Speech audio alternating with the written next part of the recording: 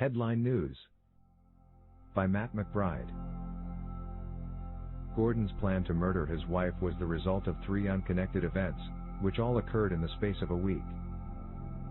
The first had been when he saw the headline on the front page of their local newspaper, the Donegal Post. Couple in suicide pact tragedy. Gordon had felt sorry for the teenage couple. Forbidden by their families to meet because of religious differences, they'd taken their own lives in a fume-filled car.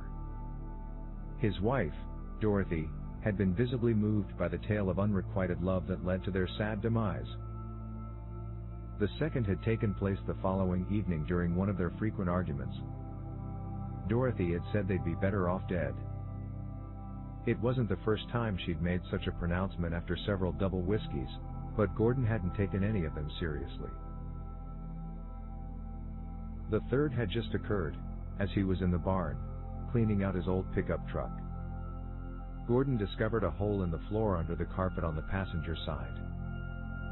It was obviously a hole with a purpose, because it was plugged with a small rubber bung. At first, he'd wondered what on earth it could be for.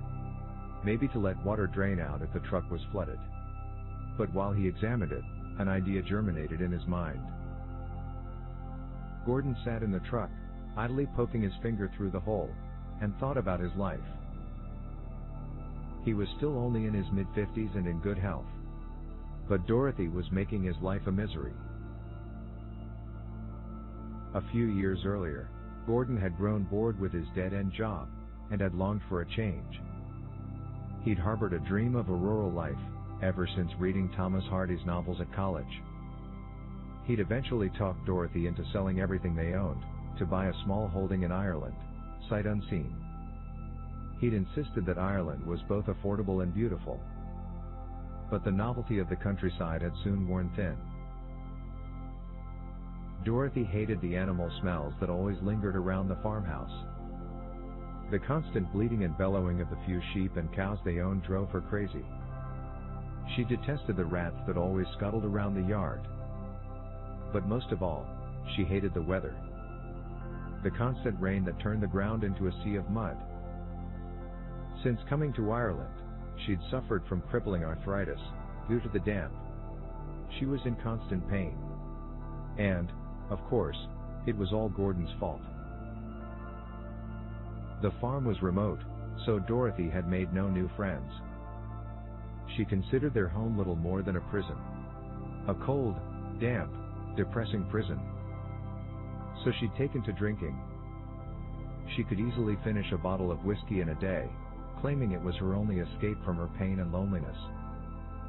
Gordon had borne the brunt of her bitterness for years, and he'd had enough. With his plan fully formed, Gordon found a length of plastic tubing that would fit through the hole in the floor of the truck. Then he replaced the carpet, and coiled the rest of the tubing next to the passenger seat. He could already visualize the headline in the Donegal Post. Local farmer devastated by wife's suicide. Gordon's opportunity came much sooner than he expected.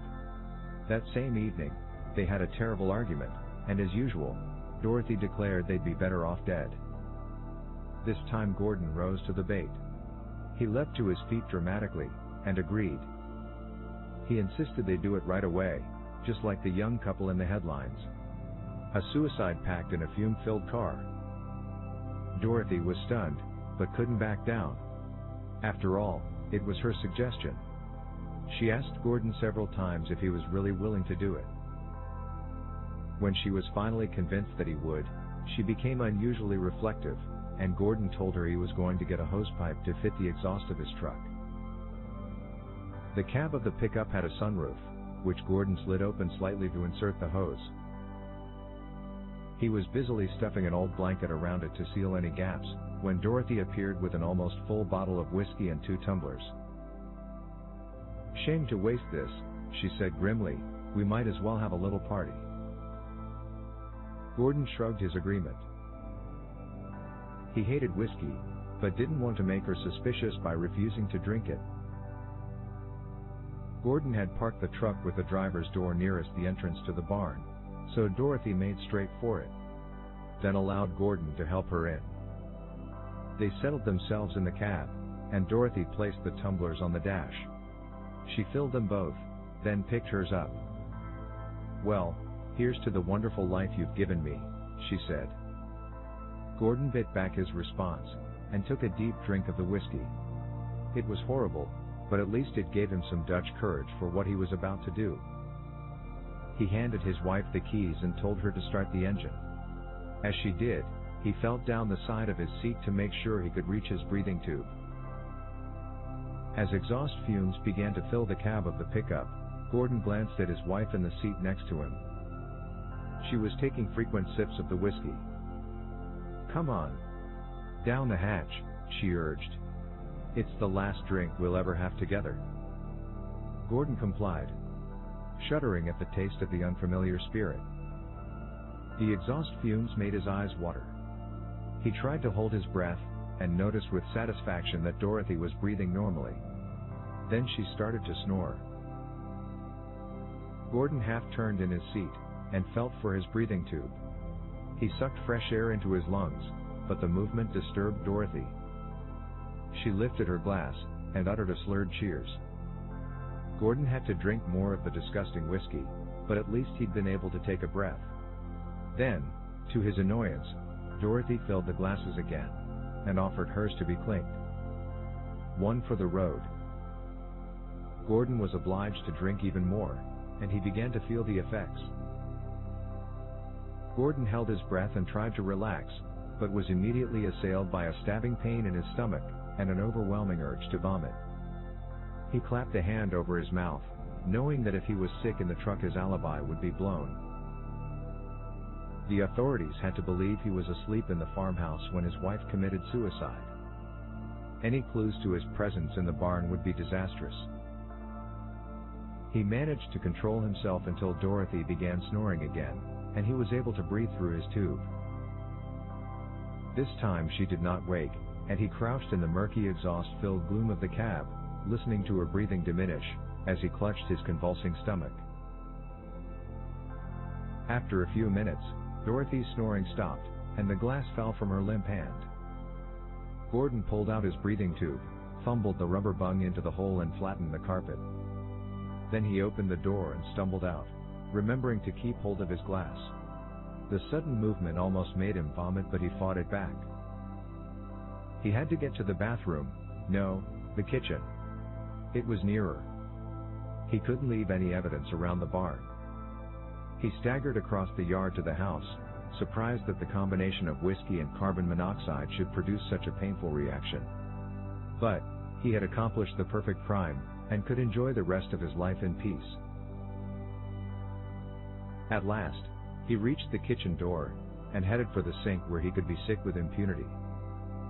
He was almost there, when he noticed the crumpled sachet on the floor. As soon as he saw it, he was filled with dread. He swiped it up, and through blurring tear-filled eyes, he read the warning printed in large block letters. Deadly poison. For use only against vermin. If ingested, seek medical help immediately. Now he knew why the whiskey had tasted so bad. Gordon knew he had to call for help urgently, if he wanted to live. But first, he had to be sick. Shaking from a combination of pain, weakness, and fear, he hauled himself to the sink and threw up violently. Then, amongst the mess in the bowl, he recognized the smashed remains of their mobile phone, his only means of contact with the outside world from their remote farm. Gordon gasped in horror, realizing he had no way to get help in time. He collapsed to the floor and curled into a ball to ease the agony. His sight fading, he was left with one last vision in his mind's eye, and that was the sensational headline in next week's Donegal Post. He could guess what it would read. Wife poisons husband, then takes own life, in shocking murder-suicide.